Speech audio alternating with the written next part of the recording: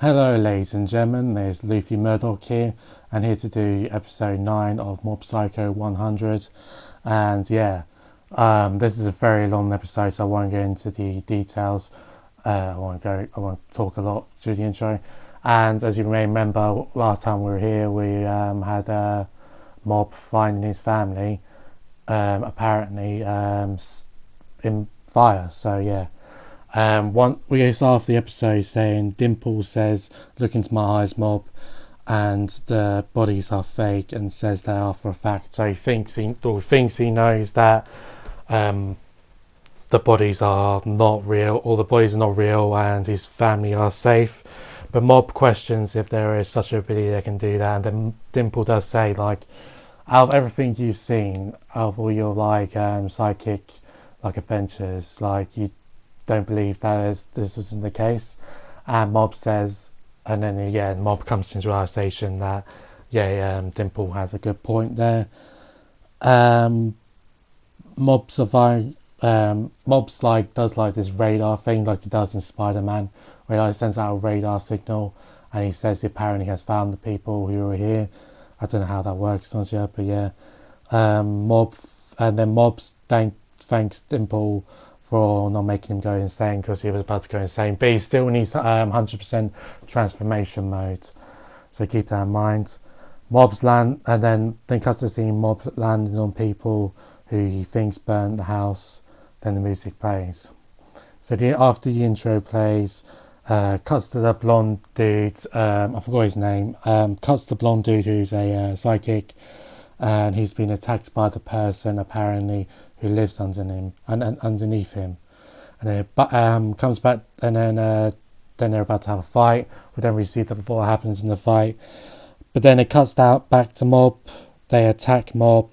First attack, the dude has extremely spiky hair, and he attacks Mob, and and then Mob questions where his family goes, or his family is, while still being electrocuted.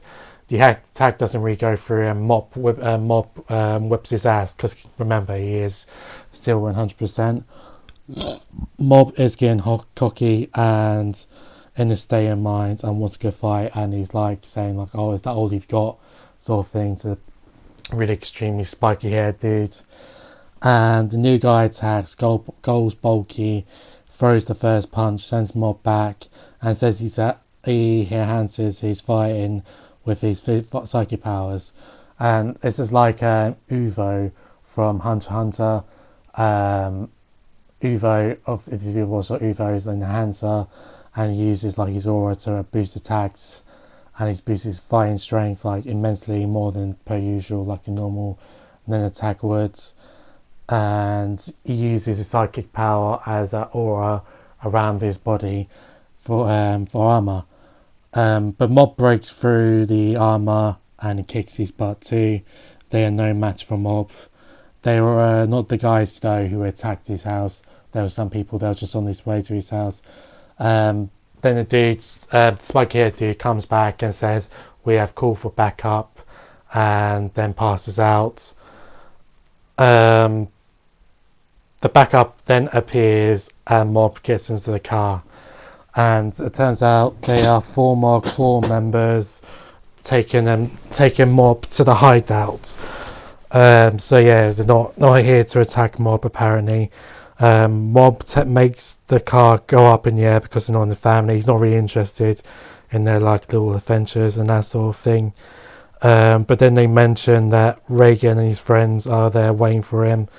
Then Mob's like, "Oh, okay. Then let's get there as soon as possible." Mob zooms blast the car to the next destination, and they arrive. So yeah, Mob is extremely powerful in his 100% state. No one can compare to him that we've seen so far, especially the massive power up, or I guess when he fought that guy in episode 5. Former fighters from the last season who are from Claw are there with Reagan. Reagan tells Mob to sit down, and then Mob tells him and explains to him what happens at the house. and explains to him like, oh, he saw his family on fire and that sort of thing. Dimple and Reagan asks for a chat with Dimple, and Dimple says like, oh, I'm not really 100% sure if the bodies were 100% fake, Tonsia. And then Reagan says to Dimple, if Mob finds out about that, he'll hate you forever. And Dimple shakes in his boots, and then Reagan Mob wants to talk, and Dimple's sitting there like, he's not going to tell him, is he? He's not going to tell him. And then Reagan also says to Mob like, oh, the bodies were fake as well. I think because he doesn't want Mob to absolutely explode and obliterate everyone around him. Then Mob goes back to normal in the realization that his family is safe, and that his parents are safe, and falls asleep. So he's currently asleep for the rest of the episode. The former and it's confirmed that the former core members are just trying to live a normal life and following Reagan's footsteps they told them in season 1, and they want to fight against Core Leader, or just Claw as an organisation in general. Reagan confirms that his office got attacked as well. Luckily he was not in there in flames. What happened was he was talking to a guy about another TV interview to clear up his name after the press and stuff were trying to get in his face and stuff. And then the blonde dude turns up with the guy who was fighting. He clearly won, and they interrogate him. The leader is trying to get most powerful like sidekicks to take over the world. Reagan says call the cops, as it's not really a matter for them, which is a massive understatement, as we find out later on in the episode. Cuts to the Claw foreign member group, and this is the only halfway point. So this episode is actually massively jam-packed. So yeah, if you haven't watched the episode, go watch it yourself. But I'm here explaining to you, like, to understand a bit more, because I watched the episode twice, as per usual in my weekly reviews. But yeah, just stay tuned. So if you've watched the episode, or if you want to watch the episodes, go ahead and do it now and come back to this review. But I'm explaining to you what's going on so you get a better understanding of what's going on. Turu is the blonde guy, that's his name, by the way. I put that as a note. And we get confirmation that the leader of the Claw clan is Sasuke Chachichuro. I can't say his name properly, age 46. He has been apparently planning this for about 20 years. And the plan is to declare war on the world, like he said, with all the sidekicks and that sort of thing. He says he wants to destroy everything that is dear to ordinary humans. I don't know why he wants this. It might have been explained in episode 1. Season 1, I can't remember. But yeah, that is the plan currently. Just to take over the world with all the psychic powers that he has. A sidekick controls. Then it cuts to a scene where a sidekick controls every news channel or TV channel for the boss to send a message on all the channels. Mentions that this is just a mere fraction of their power, and the Claw are more powerful than any weaponry on the planet. And he says his main objective at the minute is to demolish the country. He says it's demolish Japan and that sort of thing. I've just learned that the Mob Psycho is got Japan as well.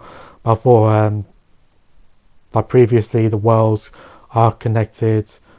Like the world is connected with One Punch Man's world, but we'll have to see about that. But I don't know, they're somehow connected still somehow. Then it cuts to the redhead who we believed last episode that killed Mob's family. Turns out they are alive, and the brother is with them, and the parents are at the hotel. Being in Mob's brother is with like the redhead and that sort of thing. And the redhead is also the son of the Claw's boss. Turns out the reason why it was done to burn the house down was to make sure Mob would explode and able to defeat Claw, which is implied anyway. That's what is implied. And in the animation, which was explained to see what happened when he arrived to the house, was like in 16-bit animation, just Mob Bones going that extra mile. And so yeah, so it basically says like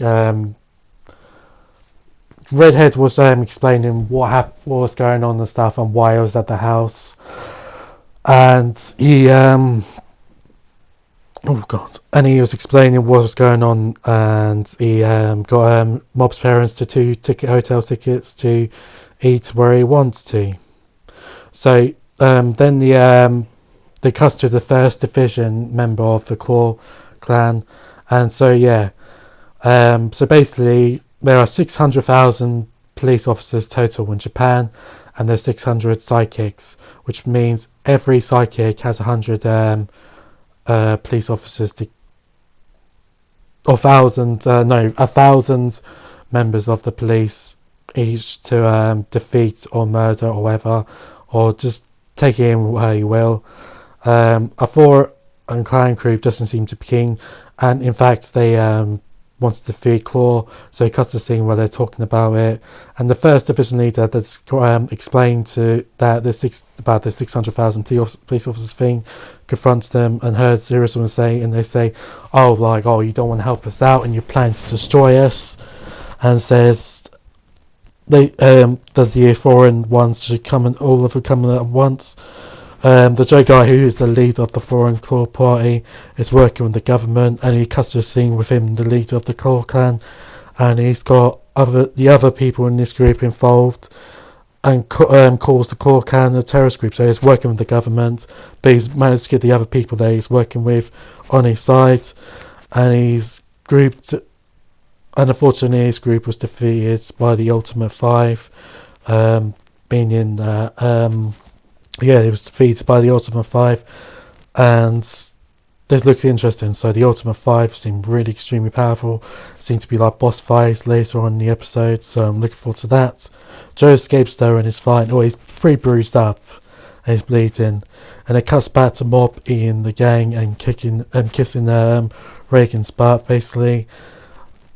And then there's nothing really happens in that scene, so and it appears to be that the Prime Minister is at a press conference talking about women's rights and like dealing with sexual harassment and stuff in the workplace, and he's attacked by a dude who can't see and has no eyes, but it's like his eyes is like static and that sort of thing, but he's extremely powerful, and the security guards cannot touch him, and even though he's blind, and then teleports him underneath a bridge, and somehow the blonde dude is there, and they have a really good fight, but the blonde dude comes up short, and the episode ends with him passing out. So yeah, and the episode ends. I'm going to leave. I guess I would explain to you what happens in the fights. The reason why I don't is because this review will last for like another 10 minutes, and I think this is all the information you need going into the episode, so you have a better understanding of what's going on. Because the first time viewing it, I didn't really understand what was going on. So when you do view the episode, or if you have viewed the episode, you understand what's going on. I recommend you watch this episode or this review to get a better understanding of what's going on. And so yeah.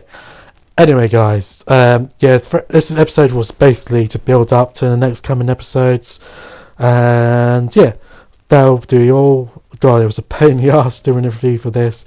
Anyway, guys, it's been your boy Luffy Murdoch. Please subscribe. I've worked really hard on this review, and yeah, see you next time. Peace, love you all.